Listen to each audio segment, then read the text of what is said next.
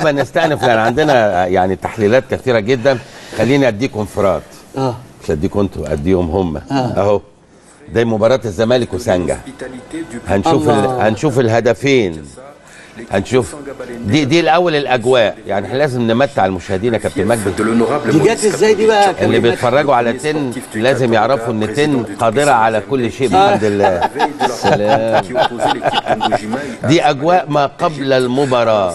احنا قعدنا نتهيأ ونقول يا ترى الجمهور شكله ايه؟ يا كابتن بركات. ما هو كان باين عليهم يا كابتن الحماس اهو. ايوه اوصف انت يا كابتن بركات، اتفضل. يا كابتن احنا اتكلمنا على الاجواء في الكونغو، واتكلمنا على الاحداث اللي قبل المباراه، والنادي الزمالك لحد ما راح يركب الطياره مش عارف المباراه هتتلعب فين. واكيد الناس في نادي الزمالك ومجلس ادارته عارفين المشاكل اللي حصلت قبل كده في الكونغو واللي اتكلمنا عنها، وكان اكيد هو كل تفكيرهم ان هم يرجعوا بنتيجه كويسه او نتيجه ايجابيه تساعده في مباراه العوده.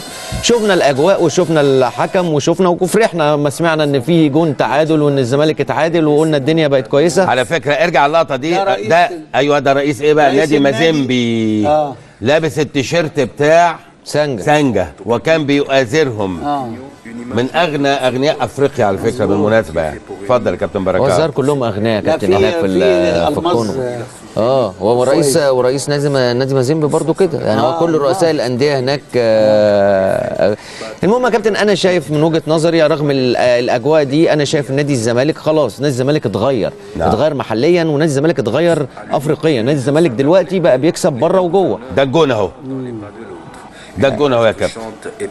شوف بتاع رئيس مازيمبي ورئيس سانجا بيحضنوا بعض. جون اتحط حلو في الحقيقه. جون حلو بصراحه. ترقيصه حلوه. والولد حطه اللفه حلوه، حط وش رجله فيها في البعيده حلوه قوي. لا هنشوفها تاني اكيد. مش اللي يخوفنا. بيحاولوا يلطفوا الاجواء، لان انت عارف الخناقه اللي حصلت بينهم. فرئيس النادي رايح بقى يلطف الجو مع سانجا. بس مش الفريق اللي يخوف نادي الزمالك يا كابتن مجدي. بالظبط. نادي الزمالك قادر. انا قلت لك نادي الزمالك مختلف. نادي الزمالك ما بيكسب بثلاثات بره ملعبه دلوقتي يعني، سواء الدور اللي فات او الدور اللي قبله. فالزمالك قادر ان هو يجيب جون واثنين وثلاثه في مباراه العوده، والاجواء اللي هو شافها هناك هتبقى مختلفه. هيلعب في ملعبه وهيلعب في ظل تحكيم اكيد احسن كتير جدا. هو هدف كويس جدا يا كابتن مجدي. هو طبعا خطأ لانه رقص اكتر من لعيب في كرة واحدة، وقدر يروح في الحتة الفاضية اللي يقدر من خلالها يشوط. بالظبط. انما يعني خدمته في الحقيقة، انما كرة حلوة وجون مكتوب انه يجي. هي دي الكرة يا كابتن مدحت. الكرة وكابتن طه يعني سيدي اللي عارفين في الحتة دي بالذات. الشوط على ال18 لو شفت خطوة مفتوحة لازم تشوط، سواء بتعرف تشوط او ما بتعرفش تشوط سدد يعني. ما دام اتفتحت خطوه. هي المهاره الوحيده الحاسمه. المهاره الحاسمه ممكن تلعب زي سوري في التعبير يعني زي الزفت طول الماتش، وبعدين عندك واحد عنده الامكانيه يعمل اللعبه دي ويجيبها جول يشوطها خلاص. طب انا عايزك بس ترجع يا محمد سنه صغيره معلش. شوف اللاعب ده استلم في وسط كام لاعب من الزمالك.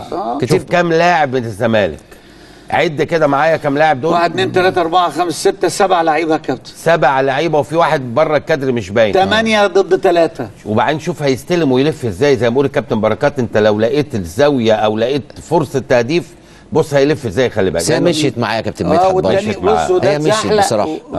ابراهيم صلاح اتزحلق. يعني هي مشيت واتفتحت شويه. انا بقول لك في بخت. هي بخت كمان، لانه برضو الاجوال بتيجي يا اما من عدم الضغط على الراجل اللي بيشوط، ما اتضغطش بشكل جيد، فممكن